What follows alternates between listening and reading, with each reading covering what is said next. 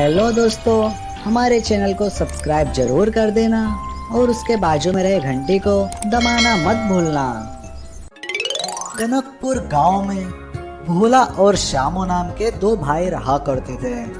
भोला स्वभाव में ईमानदार और समझदार था, जबकि श्यामू स्वभाव में मूर्ख और लालची था। पिताजी के मृत्यु के बाद दोनों के बीच जमीन जायदाद का बंटवारा हो गया। भोला, मैं तुम्हारा बड़ा भाई हूँ, तो पिताजी के हिस्से में से मुझे ज्यादा मिलना चाहिए, समझे? और तुम छोटे हो तो तुम्हें कम मिलेगा। परंतु भाई, मैं भी तो आधे हिस्से का हकदार हूँ। ज्यादा मत बोलो, जितना दे रहा हूँ उतना ले लो, वरना वो भी नहीं मिलेगा, समझे? श्यामू अपने भाई को धमकाकर उसे कम हिस्सा दे देता है और खुद ज्यादा हिस्सा हथिया लेता है, लेकिन भोला अपने भाई को कुछ भी नहीं बोलता है। कम हिस्सा पाने के कारण भोला गरीब रहता है, जबकि उसका बड़ा भाई ज्यादा हिस्सा हथिया कर अमीर हो गया होता है और वह ऐश और आराम की जिंदगी जी रहा होता है। और यहाँ भोला जंगल से लकड़ियां काटकर उसे बेचकर अपने परिवार का गुजारा चलाता है। एक दिन रात को गांव में खूब बिजली के साथ बरसात हो गया। दूसरे दिन भोला जंगल में सूखी लकड़ी ढूंढने गया तो उसे कहीं पर भी सूखी लकड़ी नहीं मिली, क्योंकि बरसात के कारण सारी लकड़ियां भीग चुके थे। अरे कोई है, मुझे उठाओ, मैं यहाँ दबा हूँ, मुझे कोई उठाओ। अरे, ये आवाज कहाँ से आ रही है? जरा देखो तो। अरे बाबा जी, तुम्हें ये सब कैसे हुआ? बेटा, मैं अपने घर जा रहा था, तभी अचानक कीचड़ में फिसल गया और मेरी कमर टूट गई। आओ बाबा जी, मैं तुम्हें तुम्हारे घर तक छोड़ देता हूँ। भोला बाबा जी को उनके घर तक पहुंचा देता है। कुछ समय बाद जब बूढ़े बाबा की नींद खुलती है, बाबा जी, तुम अपना ख्याल रखना, मैं अपने घर जा रहा हूँ। मुझे पता है बेटा कि तुम्हें जंगल में सूखी लकड़ी नहीं मिली, परंतु बेटा तुमने मेरी मदद की, इसके बदले मैं तुम्हें ये सुनहरी चक्की देना चाहता हूँ। ये कोई मामूली चक्की नहीं है, ये सोने की जादुई चक्की है। तुम्हें जब भी धन की जरूरत पड़े तो तुम इस चक्की से मांग लेना।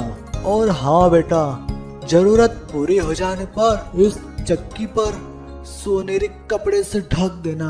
अब तुम इसे ले जाओ, मैं बुजुर्ग हो गया हूँ, मुझे इसकी जरूरत नहीं पड़ेगी, तुम इसे ले जाओ। ठीक है बाबा जी, मैं समझ गया।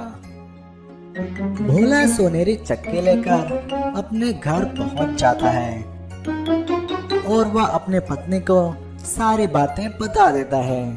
उसकी पत्नी भी बहुत खुश हो जाती है। हे सोनेरी चक्की, मुझे कुछ सोना चाहिए। इतना कहते ही वह सोनेरी जादुई चक्की घूमना चालू कर देता है और तुरंत बहुत सारा सोने का सिक्का चक्की में से निकलने लगता है। यह देख भोला और उसकी पत्नी की आंखें फटी की फटी रह जाती है। भोला उस सोने के सिक्कों से अपने जरूरत की चीजें खरीदता और घर का गुजारा करता। धीरे धीरे भोला अमीर हो जाता है। यह सब देख भोला का भाई श्यामू बहुत आश्चर्यचकित हो जाता है। ये भोला इतनी जल्दी अमीर कैसे हो गया? जरूर दाल में कुछ तो कुछ काला है। मुझे भोला के घर जाकर देखना चाहिए कि आखिरकार भोला इतने सारे पैसे लाता कहाँ से है। एक दिन दोपहर के समय श्यामू छुपकर अपने भाई भोला के घर गया और खिड़की से देखने लगा।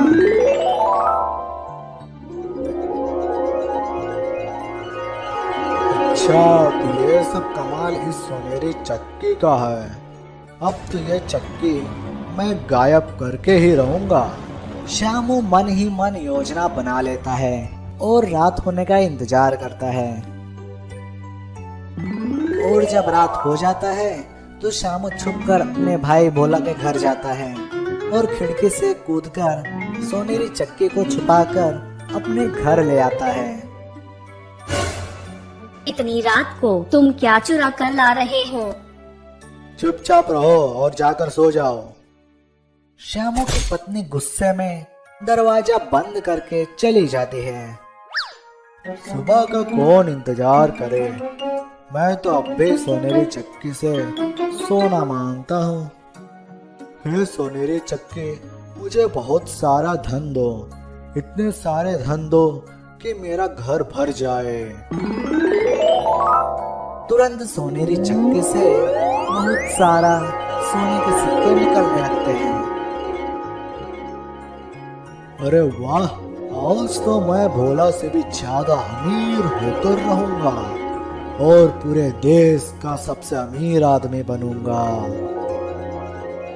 श्यामू अपने सपने में खोया हुआ होता है और यहाँ सोनेरी चक्की बहुत सारा सोने का सिक्का निकालने के बावजूद भी सोने के सिक्के निकालते रहती है। हे सोनेरी चक्की, बस रुक जाओ, मेरी जरूरत पूरी हो गई। सोनेरी चक्की रुको। अरे ये क्या हो रहा है? अरे मुझे बचाओ, ये चक्की रुक नहीं रही है, मुझे बचाओ। कुछ ही समय में श्यामू का घर सोने से भरने लगता है। अरे कोई है, मुझे बचाओ, मैं यहाँ दब रहा हूँ। अरे मेरी सांसें रुक रही है, बचाओ। श्यामू का पूरा घर सोने के सिक्कों से भर जाता है और श्यामू भी उसी में दबकर अपने जान से हाथ धो बैठता है।